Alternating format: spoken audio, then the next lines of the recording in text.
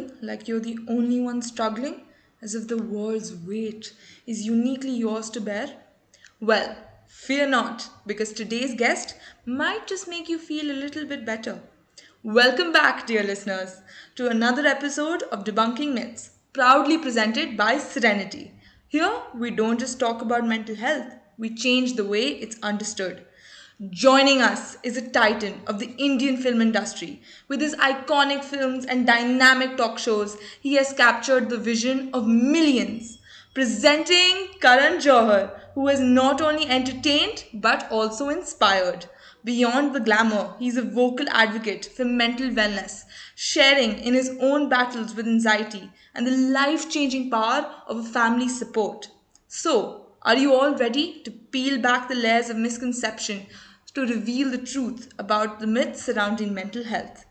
Let's dive right in. To begin with, would you like to share how your mental health has been over the past few years? I have in the past combated anxiety, and I was even on medication a couple of years ago. And for about 2 years, I was with a doctor, and then I weaned off that medication. And I remember that was a tough time, but I went past it. And I think a lot of it was like almost like when you go through a midlife moment in your life where you kind of, and this was before the birth of my children. Right. And I remember at that point in time, you fear being alone. You fear you've reached the midpoint of your life. There are other anxieties that hit you. Sometimes it's urban angst. Sometimes it's career stress. Sometimes it's personal life maladies. It's many things that sometimes result in you going through those feelings. And people sometimes don't tend to understand that sadness and depression are two separate things. It's a state of being. It's a state of your mental health. So just because you're sad doesn't mean that it's depression. And it's depression, it has to be treated differently. It's a state of your mind that you have to address medically. And people should go out there and take that help if they feel the need to. A lot of times people don't identify that this could be a situation because they feel conscious of sharing their feelings, or they feel conscious of even seeking help. And I think that now, with time and lots of people who've come out and spoken about their experiences, that zone is opening up.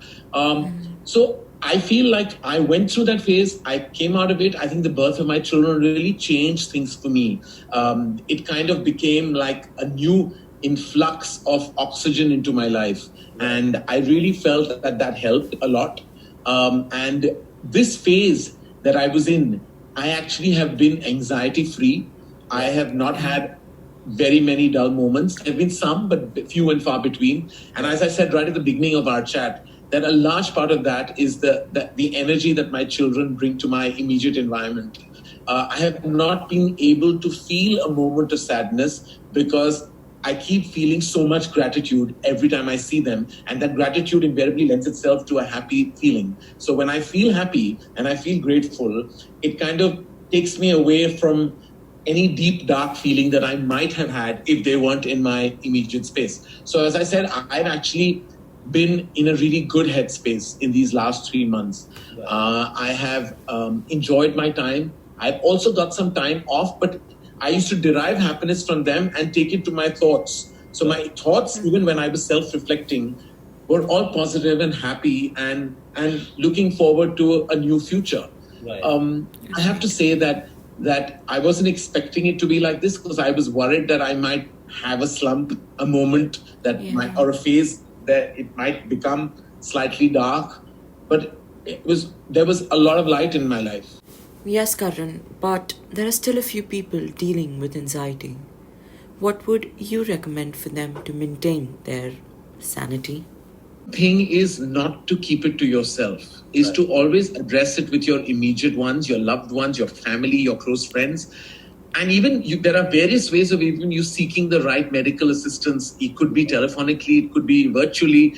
I feel like a lot of people who go through it tend to feel that they must keep themselves. We as a community of people, I've realized, fester within. We brush issues, major issues, emotional ones under the carpet. I feel the first thing you have to do is acknowledge your situation, address it, and the main thing to address it is to talk about it, is to communicate with immediately your family and loved ones. Once you do that, I can assure you there's not a single person who won't start feeling better immediately. Then, of course, it's step 2 is taking the right assistance medically. I absolutely agree with you. One should definitely not be afraid to reach out for professional help. Karan. Now I would like to ask you something that has personally taken a toll on my well being: the fear of failure. What strategies do you recommend one can opt to overcome such issues? I don't think there's any Google strategy that you adopt. I think initially when you're achieving and you kind of have so much to achieve and so much to do, you put a lot of emphasis on success and failure. You want success and you fear failure. But the thing is that I think you have to deal with both of them in the same way. Like, I think you have to contemplate failure and deal with success with relief. That's what I do. Whenever I succeed, I'm relieved. I don't fester. I don't let it live in my system for too long. I move on to the next thing. And when I fail, I contemplate it. So that's also a job that I need to do.